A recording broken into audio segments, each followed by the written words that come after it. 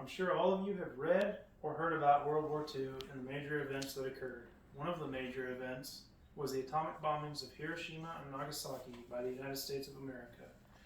Today I'm going to be giving you an in-depth review of these events. I will tell you why, when, and what the aftermath of these bombings was. Ever since I was young, I've had a deep interest in history, especially the history of war. And these bombings occurred late during World War II, and although they devastated Japan, the U.S. was justified in their actions. So let me tell you why. The U.S. had tried to avoid direct involvement in the war, but when Japan attacked Pearl Harbor on December 7th of 1941, we had no choice but to go to war with Japan. After countless casualties, the war didn't seem to be coming to an end anytime soon. So the U.S. used the most destructive weapon in their arsenal, the atomic bomb, to get Japan to agree to an unconditional surrender. The U.S. had been trying to develop nuclear weapon since 1940 when they heard that Germany was developing their own nuclear arsenal.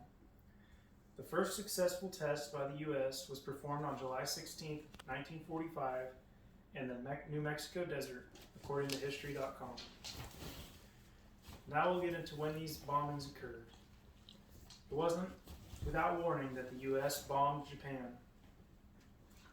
Several days before the first bomb, the U.S. warned Japan of the consequences should they refuse an unconditional surrender. But Japan was a warrior culture, much different from the Japan we know today. They believed that surrender was a cowardly way out, so they refused. The first bomb was dropped over Hiroshima on August 6, 1945. The bomb was nicknamed Little Boy. After the devastation of this atomic bomb, the Japanese still refused to surrender. So the U.S. dropped a second bomb over Nagasaki on August 9, 1945. This bomb was nicknamed Fat Man. According to History.com, this bomb was originally scheduled to be dropped on the 11th, but due to a bad weather forecast, they moved the date up. This second attack was enough to force Japan's unconditional surrender. So let's talk about just how devastating these bombs were. As you can imagine, an atomic bomb can do a lot of damage.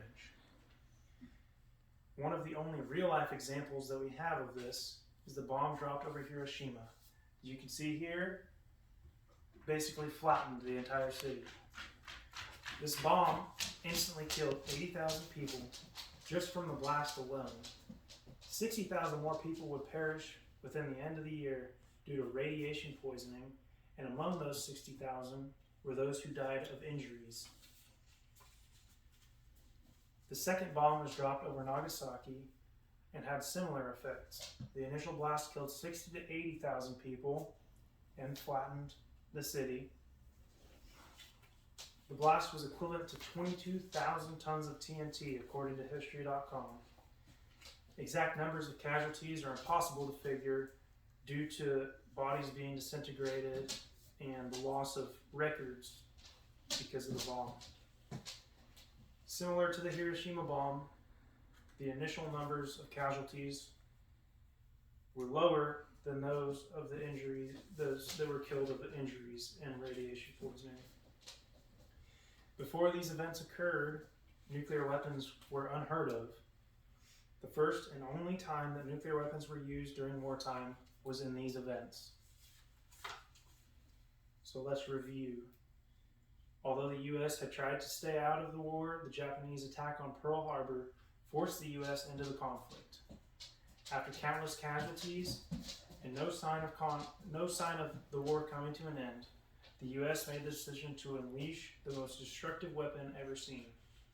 On August 6th and 9th of 1945, the U.S. dropped 2 atomic bombs on Hiroshima and Nagasaki in their respective order. These bombs killed over 140,000 people and absolutely destroyed the cities. Now that I've told you a detailed history of these events, I hope that you can walk away with more knowledge than you had, and maybe you can tell your friends about the destructive nature of nuclear weapons.